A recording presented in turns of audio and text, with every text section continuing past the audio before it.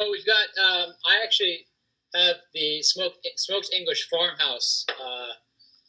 That happens to be my favorite Miyoko's cheese. I think it pairs very well with the Pinot. And what are you guys eating? We have the classic chive, and we've made a little platter here. David made a beautiful platter. David, beautiful platter. Really pulled out all the stops. I've got crackers. Yeah, we have some rustic bakery crackers, which are my favorite because they're really, for me, I love them because, well, first of all, they're a local company, but secondly, they have a really just nicely balanced of a little bit of salt in them, but not too much, and just really tasty. So, awesome. They taste good with the cheese, too. So, Rustic Bakery, you can find them most places. Rustic Bakery, Miyoko's vegan cheeses, and Anaba Pinot. Yes. Perfect summer afternoon. Well, spring, but feels like summer in this heat. So, if you want to start off, I've got the 16 Wildcat and the 17. How do you want to do this? Do you want to do it side by side? We have the 16 in our glass now. That's what I have in my glass as well. Cool. Yeah, we could taste one and then the other, or side by side. Yeah. Yeah, let me see if I can get my assistant to grab me another glass, and we'll start with this one. Mine is already leaving. Hey, Anna! Can you bring a glass out, please? I'm going to change my name to #Katie's fiance. But yeah, anyway. The 16 was the first vintage that we released as the single vineyard of the Wildcat, and it is really starting to shine, I think.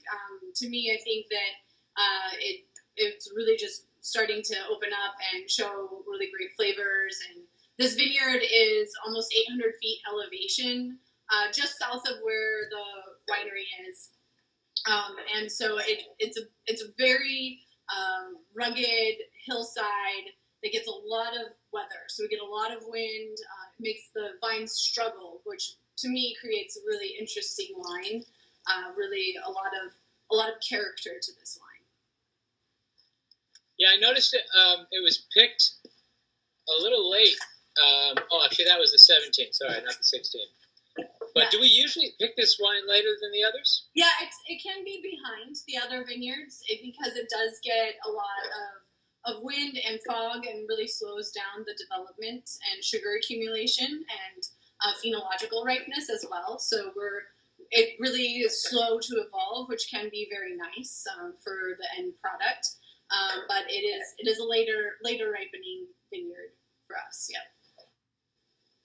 Well, the 16 is really tasting fantastic. I always try to tell customers and club members, as impossible as it is, to try and wait because our wines age so well.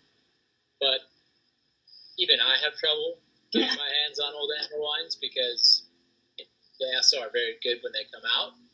But it's just a year, every month they change, and it's just amazing to me. I mean, the 14s and 15s now, we've tasted a few of them, all of them, across the board. Even our 2017 Rosé, actually, still tastes really good. It's I don't know what you're doing in there, Katie. Got something down. Yeah, I think as far as winemaking goes, I am always striving to make wines that are both ready to drink when you release them, but they could also age, and that's definitely a fine balance to ride.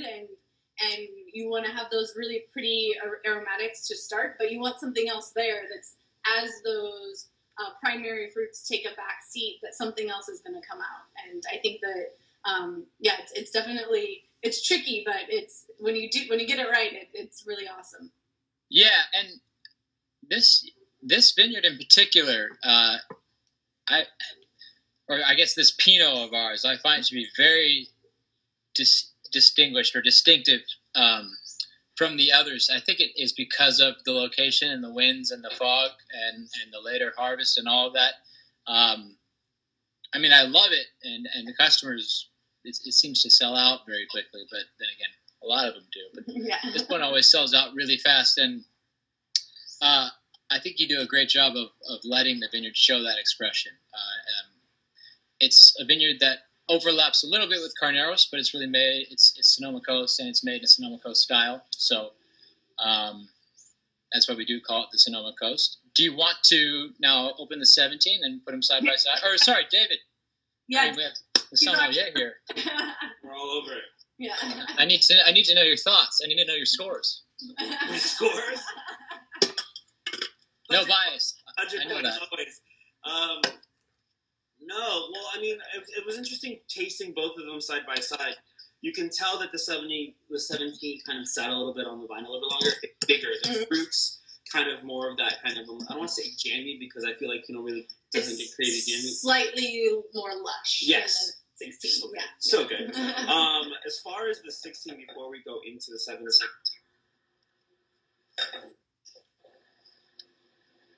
yeah, there's a lot of almost like cranberry, raspberry, kind of some of those kind of like tart red fruits that really pop up. Sour cherry, but really kind of nice, kind of, but still good fruit. You know, it's not too on the savory side at all. The fruit's still nice and bright. The acidity, like in all of your wines, carries, and it's nice and crisp and refreshing and wonderful. And this one is just delicious. You can just drink this on its own, or you can have it with some delicious tea. And there's no bias there again. David is, I've seen him, sometimes he tears Katie's wines apart, and he's very honest. So if it comes from David, then you know it's true. But yeah, and to add on to what he just said about the vintages, and you got it spot on, and that the 17 vintage was naturally just a little bit more lush. And even if I'm not sure if you'll be able to see the color very well. Maybe not. Probably not. But the 16 vintage has a slightly lighter hue than the 17, and that was purely just a matter of showcasing what the vintage was giving us. So it was not any winemaking difference. It was really capturing what was happening that year. And naturally, the 17 vintage was a little bit more lush, a little bit more rounded and giving. And the 16 is a little bit more restrained and elegant. And I think so to me, I love tasting vineyards side by side like this, because your vintages side by side like this, because you're able to see what's happening in the vineyard during that time. And I think and it's funny because I just took another sip of the 17 as you were saying that, and after having the 16, it does remind me of what happens in a year, not only aging, but just based on what happened that year and how it affects the wine, because the brightness on the 17 and like the boldness versus the 16, it stands out a lot. I mean, some of that is that it's newer, but it's also because of the year. Although, again, both very, very good. Looks like we have a question. I've moved you closer. The scenery is not as good, but this way I can actually see the questions. Oh, we already are asking about bottle limit on orders. Oh. So for the 16, very restricted. We actually hid a few cases from ourselves, and that's why we did. We have some. I actually accidentally hid a few cases from myself that we've then later discovered. So if you'd like to reach out personally, since I know who this person is who asked the question, we can get you the 16 if you'd like to do a side-by-side. We will limit the 17, I would say probably to 6 bottles right now. If things go crazy, we'll lower that. I think we made 180 cases. Is that right? Sound right, Katie? So even a little bit, 160? Yeah, but not not a lot. And we released it to our club 4 days ago, and a lot of it, sorry, non-club members, a lot of it has gone. But we are releasing it to all of you today with no shipping on 4 bottles or more. No shipping charge at all. So take advantage of the offer. It's running through Monday night. And then if you would like the 16, like I said, we have a very limited amount, and I'd like to keep most of it. I'd like to keep most of it for the winery, but slide into his DMs. It's a business after all, so, 16 is drinking really, really good right now. Like, as far as, like, getting a bottle, cracking it open, and drinking, it's really, really spectacular. It's drinking really, really nicely right now. And that's the thing I've been trying to explain, like I was saying earlier to everyone I know, is that all of the wines you make, Katie, they just, I remember in particular the 15 Syrah. Oh, yeah. I was very upset because I set aside 2 cases that went missing. Because I thought it was the best Syrah that you had ever made. And I thought the 16 wasn't as good, but it was really good. And then a year later, I thought the 16 Syrah was the best Syrah you'd ever made. Yeah. And I'd be willing to bet that the 17, in about a year, becomes the best Syrah you've ever made. So you're either just getting better every year, or sometimes you let Anaba wine sit for a little while. You'd be surprised. You'd be surprised at how much they change. But then again, you drink them now, and you won't have any problems. Yeah, I feel like winemakers always try to find this like sweet spot of a wine that can be drank young but still have the capability of aging gracefully. Mm-hmm. And I don't, it's a really hard balance to find that, and I always feel like you find it very, very well through most of the wines that I've had to try from you. Yeah, and a big part of that too is starting out with great vineyards. So you definitely can't just have any mediocre vineyard and then be like, okay, I'm going to make a beautiful ageable wine from it. So it's definitely starting with those high quality, well farmed vineyards, and then doing your best to take care of it and make a wine that is ageable and beautiful, but that if you just can't wait, you can just open it up and drink it. You got to give some credit to the vineyards. Yeah, it's true, but.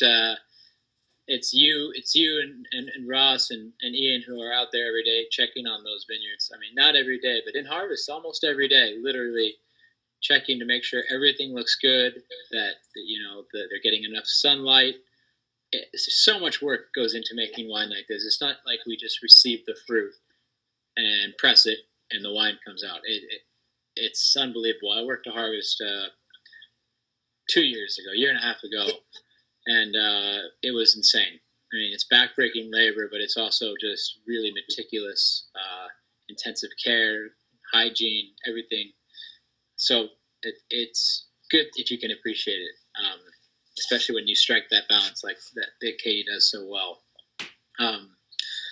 So do we have any questions about the Wildcat or any of the other wines? Or any of perhaps the promotions we're running? I know that we ran a mystery 6-pack, which was kind of a hit, actually, because the wines were really good. And once word got out, flew out the door. So we decided we're going to do it again. This time we're doing a 6-pack white, a 6-pack red. All I'm going to tell you is that the wines are really good, and the price is really good. So keep an eye out. It'll be on social media, it'll be on the website, and you'll probably get an email about it if you get our newsletter. And if you don't, you should sign up. It looks like somebody asked a question in the comments about the difference between the Wildcat and, I believe they're talking about our Sonoma Coast Pinot. 2017, and so our Sonoma Coast Pinot is a blend of a handful of vineyards, not very many, just a few vineyards on the Sonoma Coast. So those that we're kind of taking vineyards that have different expressions, and we're fermenting them all separately, and then carefully doing a barrel selection and making a blend of the different vineyards. The Wildcat vineyard that we're tasting today is only from this specific vineyard that is just a few miles south of where our tasting room is in Sonoma. Oh, yeah. And it is, so it's just a few miles south of our tasting room in Sonoma, up in the hills, so almost 800 feet elevation. So it's a beautiful vineyard. It's really rugged and intense fruit from this vineyard. And yeah, and again, Katie made a great point earlier, maybe it was David. Side-by-side tasting is really the best way to understand. Like, even if you are a very experienced wine drinker and you know your wines, side by side just does something different because the immediate difference is so obvious when you do it that way. And I think that's, if you want to compare vineyards and see what terroir means, that's what you should be doing. Definitely. So, and even within our lineup, like tasting our Sonoma Coast and then our single vineyard wines from the same vintage, even, you can really see what's happening in a certain vintage and the different expressions of those specific vineyards. And then the other way to do it is what we're doing today, which is the same vineyard and different vintages. So it's amazing how much the structure on the 17 is more prominent. The tannins, all those silky and beautiful, they're still there. You know this wine's going to age wonderfully, like we talked about before. But your ability to kind of let the vineyard speak for itself, it's kind of like the article that the Vineyard Project just posted about you. Yeah. They really, really emphasize on how much you work so hand in hand with the vineyards that you worked with for so long. And you let the vineyard just kind of do its thing, which is really cool. Yeah, if you Google Katy Wilson, you'll find that a lot of articles will come up as a She's kind of a rock star. Not kind of. She's a rock star. But we knew that all along. Oh, thanks. David knew it before us. He was on board, so good job by you. So, David, what would you pair this wine with, aside from one of these delicious vegan cheeses? If you were just off the cuff, you know, if you were making dinner tonight and you were drinking this, what would you make? It's interesting because they're both really so they're both coming a little bit different, right? Like the 17 with the amount of tannin that it has, I would love it with a nice duck breast. Yes. Like that fattiness from the duck breast or duck confit. Obviously, duck and pinot are always, but something fattier would really go great with this while still kind of being more on the lighter side. Something kind of like a heavier fish would go really good with the 16, or more of kind of like a squab possibly. Not as gamey, not as fatty, would go beautifully with the 16. But yeah, and of course, you know, like again, going back to my Hakkasan days, I love Asian food and anything umami with anything. I would do more dim sum possibly with like the 16 and more of like a big like hot pot with. What kind of steak would you pair? Huh? What kind of steak would you pair? Someone just asked that. Oh yeah. So I would do the 17 if you're going to do a steak, and I would probably lean more towards like a fillet. Something not as fatty, not as rich. Just because again, it's Pinot. You want to. The people have asked like, where do you go when you're trying to pair food, right? And I always think about heaviness and fattiness. So if it's like super big and heavy, you want a super big and heavy wine. So if it's more of a delicate kind of dish, you want more of a delicate wine. So for Pinot Noir, I would probably stick closer to like more of a fillet, something a little bit less fatty. The 17 right now, though, could probably hold up. Oh, totally. Yeah. 17 to go with like a skirt steak or a New York would go really, really great with this. Or, any like French stews would go really fantastic with it as well. Actually, it's just very dynamic. I think it could really go. It's true. Yeah. Someone else asked, are we going to continue these virtual meets? Yes, but not in this format. So moving forward, we are going to be doing a lot more interactive virtual stuff. I don't want to give too much away. There may be another giveaway coming soon, but you're going to have to be more involved. We'll take a little more from you, and there's going to be a contest. Stay tuned. And then always be checking the stories, and we're going to keep them pinned and posted. But my wife is an Italian citizen, Italian speaking, and she has a lot of great recipes from her family from Liguria, where we got married, and we're going to be doing some cooking together and pairing some of the Anaba wines with the cooking, but doing it in a different medium. Still on Instagram, but we'll be posting the finished product on both Facebook and YouTube as well. Oh yeah, these wines with truffles? Oh, that's so amazing. I mean, it's like these wines will go with anything. Truffles will go with anything. And you put them together. Somebody asked, what are we drinking this summer? And I would have to say, actually, there's going to be an article coming out about our Grenache Rosé in the Presse Democrate, I believe, next week. And I would say that Grenache Rosé is definitely high on my list for summer drinking. Yes. The second I viewed it with Anaba. The Grenache. The Grenache Rosé? Yeah. I can't remember. Was it the first? I think so. What was the question? Oh, we did one of our Instagrams was the Grenache Rosé. Yeah, it's really on a day like today. I mean, I may have had some earlier, but I can just tell you it works. It works. Also dynamic. Yeah. Underrated pairing wine. Yeah, you can have it by the poolside, but you can also have it with a meal. Definitely, it's not a flimsy rosé for lack of a better word, but it definitely can hold up to a lot of dishes. Pairs well with a lot of cheeses. Yeah, you have it at night, first thing in the morning, lunchtime. I mean, whatever you want. We won't judge you as long as you buy it. You can drink it whenever you want. I rosé, Grenache, got 6 bottles. Okay, perfect, great. Looks like we're out of questions here. I do want to finish by saying thank you to everyone who has been with us for these virtual tastings, whether you've come to one or all. I hope you learned something. I hope you enjoyed yourself. And I will, for the sake of for all your viewers and for your sake, I will announce these wonderful deals that we are running. So that the 17 Wildcat, we are offering shipping included on 4 or more bottles purchased. And we have a mystery 6-pack, both a white and a red, shipping included, priced at $185 and $225. And I can tell you that the retail price with shipping is about $100 more than that on each. So just do a little math there. Actually, you don't have to do it. I just did it for you. Good deal. So check the website, check the SKUs. You'll see the Mystery 6. They're all good wines. They're Anaba wines. Katy made them, so they have to be. Even Dave said it. So thanks again for joining.